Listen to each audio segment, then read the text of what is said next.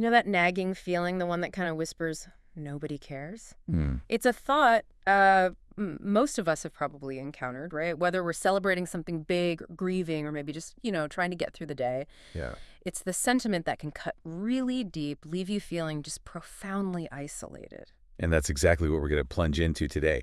Our mission, really, for this deep dive is to unpack the multifaceted meaning behind nobody cares. Okay. We want to move beyond just the feeling itself, explore it as, well, actual neglect sometimes, Right. as a surprising source of, like, profound freedom. Interesting. A subtle cognitive distortion that kind of plays tricks on our minds, and then ultimately maybe a more nuanced truth about human connection. Uh-huh. And just to be clear, this isn't about sort of validating despair.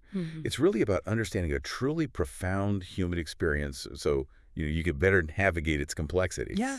Okay, yeah, let's unpack this. We've taken a look at the source material, and this deep dive is going to reveal just how powerfully this one phrase can, well, shape our emotional landscape, our creativity, even our relationships.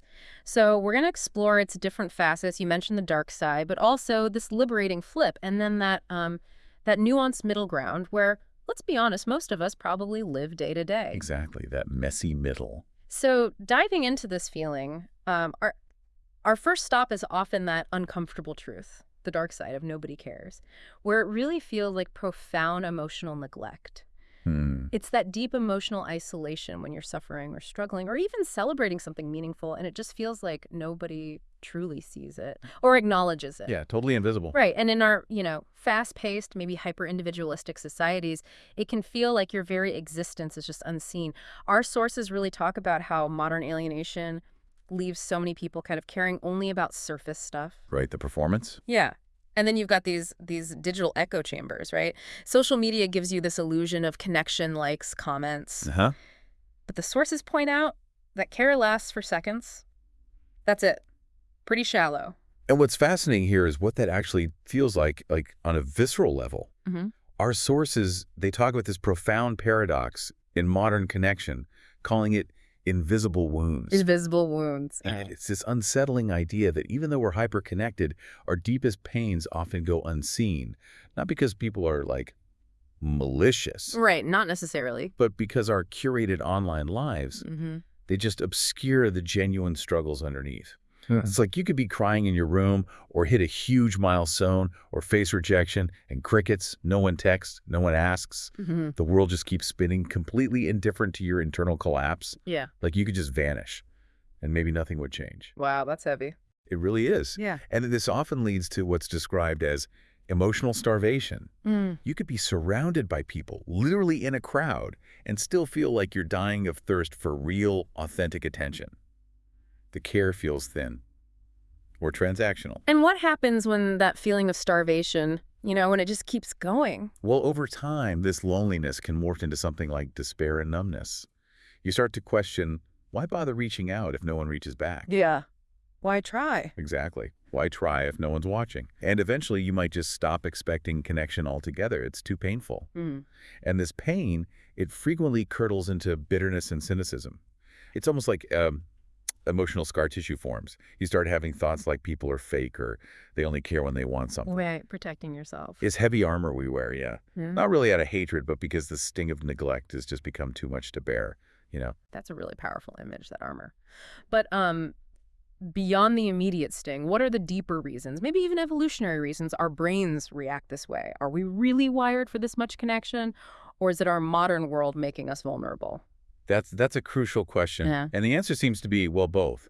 Humans are biologically wired for connection. That's pretty clear.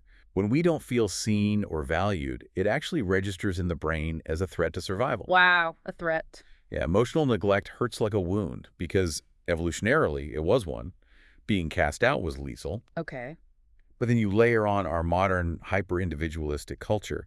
It often emphasizes personal success, independence, and subtly it stigmatizes vulnerability. Makes it seem like weakness. Right. Pull yourself up by your bootstraps. Exactly. Right. And care gets subtly kind of outsourced to systems, apps, therapists, algorithms, making genuine community feel, well, optional rather than essential. And for some people, unmet attachment needs from childhood, maybe inconsistent or conditional care, can literally wire their nervous system to expect abandonment. Yeah. It reinforces that belief. See, nobody really cares. So it becomes a self-fulfilling prophecy almost. It can, yeah. And then there are just plain misaligned expectations. Think of it like this. You're desperate for a deep, heartfelt conversation, but your friend shows up with pizza and wants to watch a movie. Okay. You'd still care, right? You showed up. But it's delivered in a different love language than the one you were craving in that moment. Ah, okay. So we expect care in our language on our time. Precisely.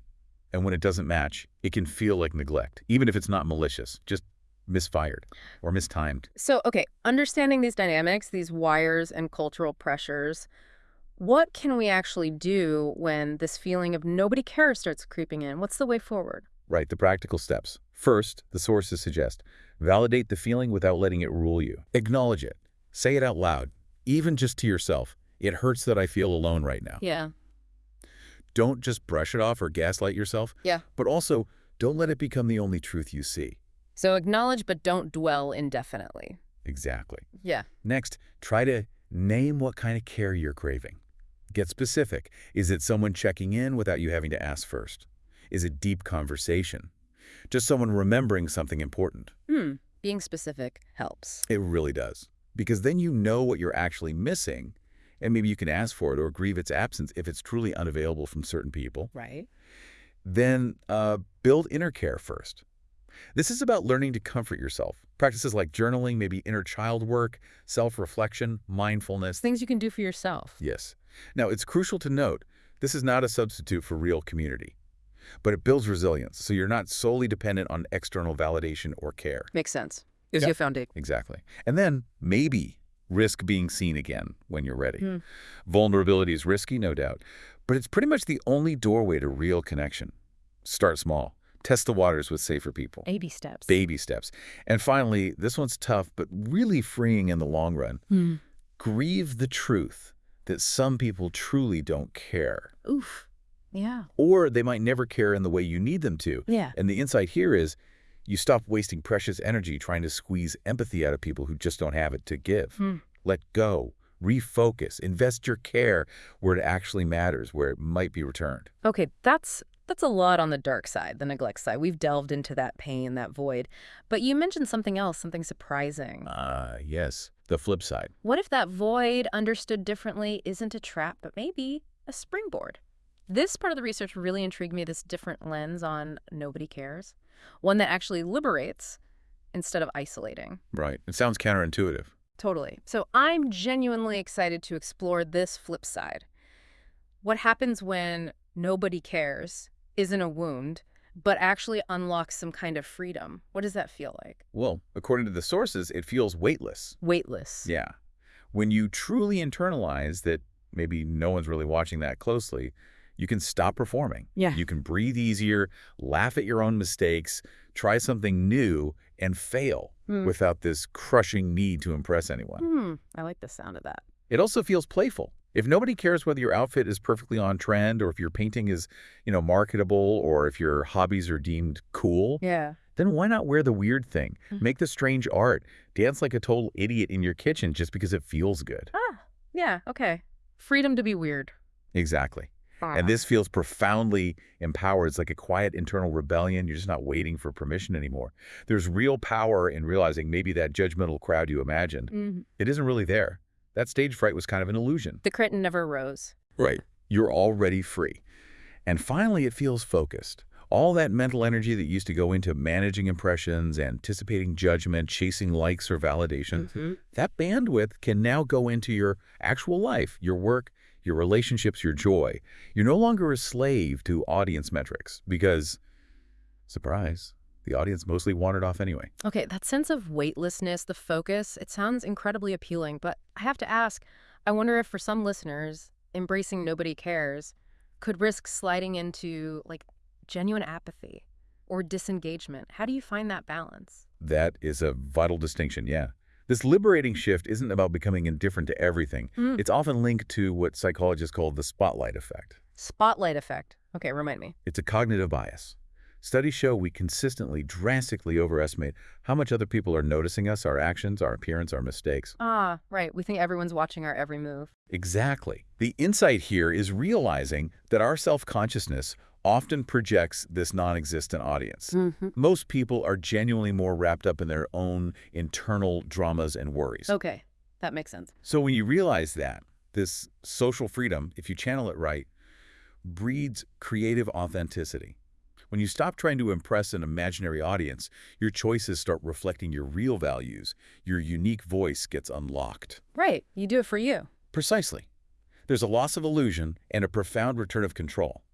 Believing nobody cares might initially feel like losing connection, but it can also be the collapse of the illusion that your worth is somehow managed externally by others' opinion. Taking back the reins. Yes. When you care, and you don't need everyone else to validate it, that's true autonomy. Plus, you reclaim time and energy. Trying to manage perceptions is absolutely exhausting. Letting go frees up space for focus, rest, real engagement. It's about disengaging from external validation, not from life itself. Okay, crucial difference. So, if nobody cares in this liberating sense and we're not sliding into apathy, what can we do with that newfound freedom? How do we, channel it? Great question. Well, you can start by redefining meaningful from the inside out. Yeah. Ask yourself, okay, what would I do? What would I create? What would I pursue if I knew no one would ever see it or reward it? What still matters then? Exactly. Yeah. That becomes your compass. You can also practice private joy. Make a playlist just for you. Journal in a way nobody else will ever read. Create something messy and joyful without feeling the need to post it online. You're not trying to build a brand in those moments. You're building a life. You're building a life, yes. Yeah. And you can take more creative risks. Wear the bold outfit. Share the poem you're nervous about. Start that slightly weird project. Honestly, no one's watching closely enough to cancel you over a single flop. Probably true. And the people who are watching closely, chances are they're already on your side. Then consciously unhook from the feedback loop. Care less about the views, the likes, the comments, the external recognition. Those things are okay as data, maybe, but they're poison as validation. Right. Focus on the process, not just the outcome. Ask, Yeah. did I enjoy it? Did I grow? Was it true to me? And finally, just let peace replace performance. You don't need to justify why something matters to you. The world won't stop spinning if you don't explain yourself constantly. Do it anyway. Quietly, boldly. It's true. This is the liberating version of nobody cares. Unless isn't that cold apathy we worried about? Yikes. It's a warm disinterest in your own perfectionism. Ooh, I like that. Yeah. Warm disinterest in your own perfectionism. That's a powerful distinction. Okay, now let's explore another facet, one that's maybe a bit trickier. How nobly cares can actually be a cognitive distortion, like a lie our brain tells itself, often as a shield. What does it feel like when this belief takes hold as a distortion? Yeah, this one's sneaky. It often manifests as what the sources call protective numbness. It's a kind of emotional blunting. Okay. It's a coping mechanism, basically. The brain, maybe fearing more disappointment or vulnerability after being hurt, constructs this cold armor around the heart. It prefers the predictable ache of abandonment over the uncertain risk of hoping again and maybe getting let down. So you tell yourself nobody cares, not because it's 100% true. But because it feels safer than hoping. Yeah. This can also fuel righteous anger. You get this inner fire going like, screw them all, I'll do this myself. Right, that feeling of defiant independence. It feels like clarity, like strength. Yeah. But often, underneath that anger, there's this deep, unacknowledged grief screaming, why didn't they show up for me? Anger masking hurt. Very often. All right. And then there's overgeneralized hopelessness.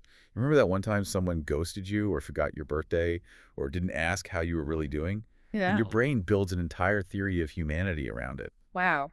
One negative experience becomes the rule. Exactly. One absence becomes an anthem. Yeah. See? Nobody ever does. It's a distortion of reality.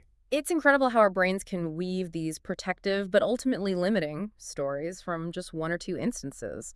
So why does this particular lie, this distortion, take root so deeply sometimes? Well, it's tied very closely to our innate negativity bias. Right. We pay more attention to the bad stuff. We do. No. Humans are basically hardwired to notice threats and remember pain much more vividly than pleasure or neutral experiences. It kept us alive on the savannah, you know? Okay. But today, it makes minor slights feel like universal patterns and someone's silence feel like absolute rejection. Trauma echoes.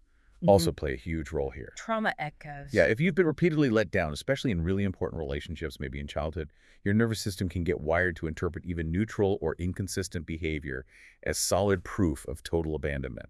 It becomes a learned survival response, deeply ingrained. Got it. Your past shapes your present perception. Absolutely. We also tend to fall into binary thinking when we're in pain. Black and white, all or nothing. Like nobody ever cares or I'm always alone. Exactly. Those extremes, they flatten the complex, messy reality of human connection. And crucially, a key insight from the research is that unseen care doesn't mean absent care. This is so important. Okay, explain that more. People might care in quiet ways, maybe just thinking of you, sending good vibes, Or they might care in misaligned ways, like sending funny memes when you wanted a serious talk. Or they might care in delayed ways. They show up weeks later because they were overwhelmed themselves. Just because you don't see the care explicitly or the form you expect doesn't automatically mean it's not there at all. It's a really vital distinction, yeah. So, knowing how sneaky these distortions can be, what can we actively do to challenge this ingrained belief, this lie, when it starts whispering nobody cares in our ear? Okay, strategies. First, challenge the absolutism. The next time your brain declares nobody cares, pause. Ask yourself, is that truly 100% absolutely true? Or is that just how it feels right now? Look for the exceptions. Yes. Can I name one person who has cared in the past month, week, even year? Even a single counterexample starts to crack that absolute statement open. Okay. Also, examine the expectations.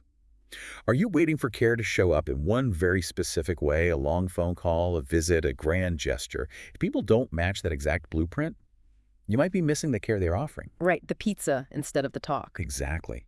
Try asking, okay, what might their version of care look like? It requires a bit of perspective taking. Good point. Then be honest about the hurt beneath the lie. That phrase, nobody cares, often masks deeper, more specific pains like the specific people I really want to care don't seem to, or maybe I don't feel safe trusting people again after being hurt. Acknowledging the real wound. Yes. These are tender truths. They deserve attention, but they shouldn't be mistaken for universal facts about everyone, everywhere. Next, consciously, practice receiving small moments of care. Small moments, like what? A compliment from a stranger, a friend sending a relevant article, a barista remembering your usual order. These aren't just superficial fluff. Think of them as tiny stitches reweaving the fabric of connection. Let them land. Acknowledge them. Appreciate the small stuff. It makes a difference. And finally, maybe the most powerful one, name who you care about and tell them. Be the change. Kind of.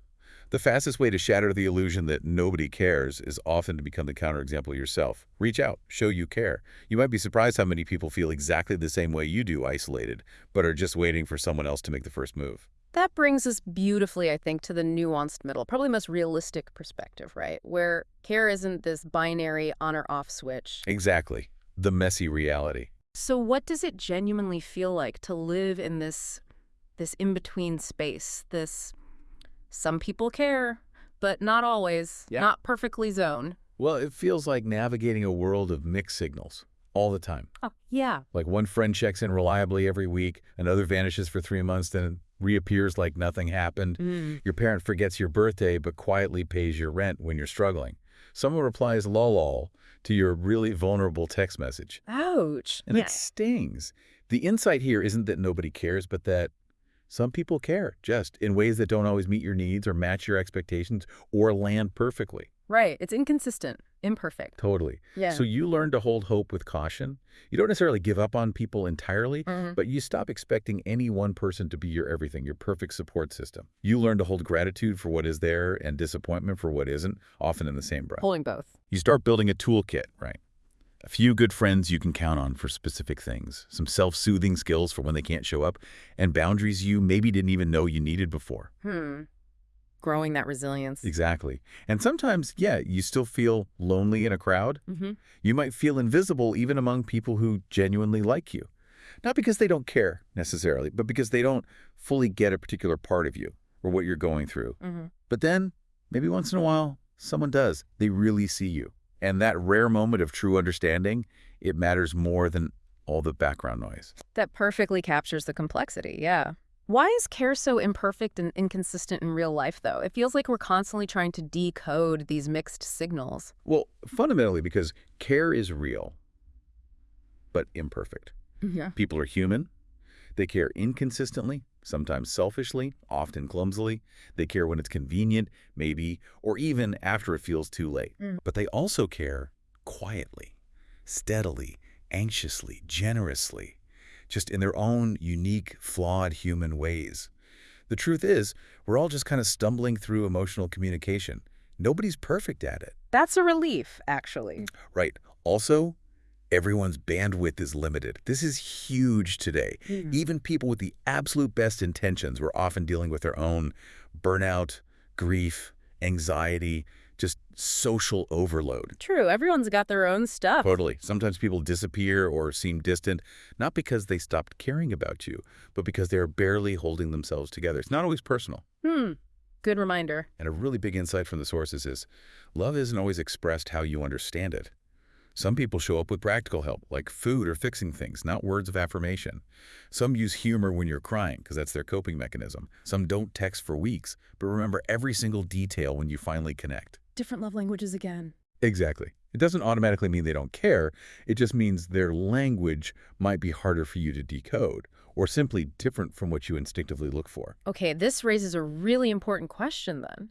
How do we navigate this messy, imperfect reality of care without just becoming totally jaded or constantly overwhelmed by the decoding process? Great question. It requires some specific skills and perspectives. First, try to expand your definition of care. Not everyone can or will be your deep, soul-bearing confidant. That's okay. Right. But some people might be great at helping you move house, or sending that random meme that makes you genuinely laugh, or cheering you on silently from the sidelines, or even defending you in a room you're not in. That counts. Small care is still care. Don't dismiss it. Appreciate the different forms. Okay. Second, accept emotional diversity. People's capacity and style of caring are shaped by so many things: their culture, their upbringing, past trauma, current mental health, personality. Some people might give you, say, 50% of what you ideally want, but that 50% might be everything they actually have to offer. Try not to judge everyone by the yardstick of your own needs or capacity. Match the expectation to the person. Which leads to the next point. Match the level, not the fantasy. Instead of implicitly demanding someone be your 10-10 perfect support system, realistically ask, okay, what is this person actually good at providing? What can I reasonably expect from them? Then meet them at that level. And seek other needs elsewhere. Precisely. Which connects to curate a care circle, not a care savior. Don't put all your emotional eggs in one basket expecting one person, a partner, a best friend to fill every single role. Build a constellation. A constellation, I like that. Yeah. The friend who's great for listening, the one who's good for distraction and fun, the one who shows up with practical help, the one who tells you the hard truths. This diverse network is way more resilient and sustainable than relying on a single lifeline. Makes total sense. Spread the load. And finally, give what you crave, but with boundaries. Be the kind of caring, attentive person you wish you had more of in your life. Initiate check-ins, offer support. But, and this is key, don't let that become martyrdom or resentment. Offer without expectation, then step back. Notice if care flows both ways over time. If it does, nourish that connection. If it consistently doesn't, you might need to adjust your investment. Okay, give, but protect your energy too. That's such practical, really actionable advice. And as we navigate all this, the sources also point out that when we do feel disconnected, there are these common reactive patterns we fall into that often, paradoxically, just push people further away. Oh yeah, the pitfalls. Very common. What are these traps we should be aware of? Okay, so when we feel that sting of disconnection, several patterns can to emerge. One is manipulation. Like what? This can look like guilt tripping. Yeah. Saying things like, wow, I guess I just don't matter to you at all. Or maybe playing helpless, exaggerating a problem, hoping to indirectly provoke someone into caring or rescuing you. Right, trying to force it. Yeah, and the problem is, people might respond out of pressure or guilt, but it doesn't feel like genuine connection, and it really erodes trust over time. Another pitfall is judgment and moral superiority. How does that look? Thinking things like, ugh, people just suck, or nobody cares like I do, or getting really critical of how others show up. It often feels easier to judge than to feel the raw pain of being let down or lonely. Sure. Anger feels stronger than sadness sometimes. Exactly. But it isolates us further. You can end up becoming the very thing you resent. emotionally unavailable or critical. Then there's clinginess or overgiving. Okay. Desperation mode. Kind of. Over-texting, needing constant reassurance, over-apologizing for things, maybe bending over backwards or performing constantly to try and earn care or approval. This usually leads to losing your own boundaries, feeling drained, and unfortunately it can sometimes attract people who are happy to exploit that excessive giving. Yeah, not a healthy dynamic. Definitely not. And lastly, there's avoidance and withdrawal, just shutting down, ghosting people, assuming no one will understand anyway, so why bother? You might go quiet, maybe secretly hoping someone notices your absence and reaches out. But they might not read it that way. Exactly. People often interpret withdrawal as disinterest, rejection, or even hostility, not as a sign of underlying hurt. So it creates this vicious cycle of missed connection. You withdraw because you're hurt, they pull back because they feel pushed away, and the gap just widens. So, okay, if those are the traps we're prone to falling into, what are the real skills we need to practice instead? The healthier ways to build and maintain these messy, imperfect connections. Right? The constructive path. The sources highlight several real skills that are truly essential. Patience is a big one. Recognizing that connection takes time, people respond at different speeds, and not everyone will meet your needs immediately or even in the way you expect. Learning to wait, to give space. Okay, patience. What else? Clear communication. This Yeah. is huge. Learning to actually say what you need clearly and directly without shame or drama. You know, hey, I'm feeling a bit disconnected. Could we chat this week? Or I'm going through something tough. Just knowing you're thinking of me helps. You're allowed to ask. Being direct, not hinting. Yes. And empathy. Really trying to cultivate it in both directions. Empathy for others, trying to understand their limitations or perspective, and profoundly empathy for yourself. Your feelings of loneliness or hurt are valid and deserve compassion, not just judgment. Self-compassion is key. Absolutely. Also, boundary setting. Learning to say no when you're depleted. Not overextending yourself for people who consistently don't show reciprocity. Understanding that boundaries aren't about rejecting people, they're essential for maintaining healthy relationships and your own well-being. Protecting your energy again. Exactly. Discernment is crucial too, learning over time to identify who feels safe, who is genuinely capable of providing the kind of care you need, and recognizing who, maybe due to their own issues, simply doesn't have it in them right now without making it a global judgment on them. Knowing where to invest. Precisely. Emotional regulation. Yeah. The ability to soothe yourself when you do feel triggered or let down, so you can respond thoughtfully rather than reacting impulsively from a place of hurt or anger. Taking that pause. Taking that pause.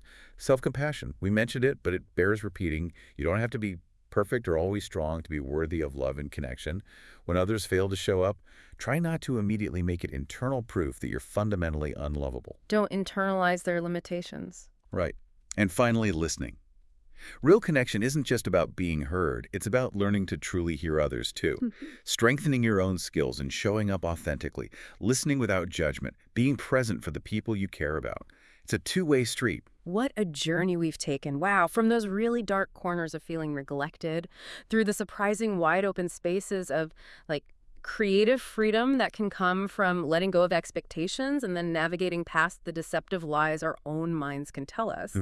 We've really seen that nobody cares isn't some fixed, unchanging fact about the world. It's a truly dynamic, multifaceted human experience. It shifts. It really does. What's so fascinating here, I think, is that nobody cares is more than just those three words. It's a mood, isn't it? It's like a spell your brain casts when it's just tired of trying or afraid of trusting again or just deeply aching to be seen and validated. Yeah, a mood or spell. Sometimes it's true enough to really hurt people. Do let us down. But it's rarely, if ever, true enough to build your whole life around. It's often a shield we raise, isn't it? When the world feels too loud or maybe too quiet or just too indifferent to our inner lives. But here's the paradox, maybe the deepest insight we found. The very act of noticing that feeling, that thought, nobody cares. That noticing itself is undeniable proof that you do care. You care about connection. You care about being seen. Yeah. And that fact that you care matters more than it seems. It's the starting point. And what feels really empowering about this whole deep dive is the realization that you are allowed to care first, you know? Absolutely. Even when others don't show up how you hoped, even when your needs aren't met exactly on your timeline, even when caring feels like a bit of a one-sided echo sometimes. You're allowed to hope without being naive about people, and you're allowed to be disappointed without being completely defeated by it. Beautifully put. Some people care, some people don't. Some will show up, some won't. Sometimes, let's be honest, you'll be the one who disappears or falls short, and sometimes you'll be the one who manages to show up for someone else. We're all imperfect. We are all imperfect. But caring, like real, honest, present, healthy caring, it's still profoundly possible. Yeah. It really is. But it often starts with those small, maybe brave acts we talked about. Reaching out again, even after being disappointed. Asking clearly for what you need. Remembering to say thank you when someone does show up. Being able to say, ouch, that hurt, when they don't. Or just simply saying, I see you, to someone else who might be feeling invisible. Those small acts ripple outwards. They really do. So if you, listening, ever find yourself back in that difficult place, that heavy feeling of nobody cares washing over you, maybe remember this. It's not necessarily the end of the story. It could just be the start of a choice. And you ultimately get to decide what comes next.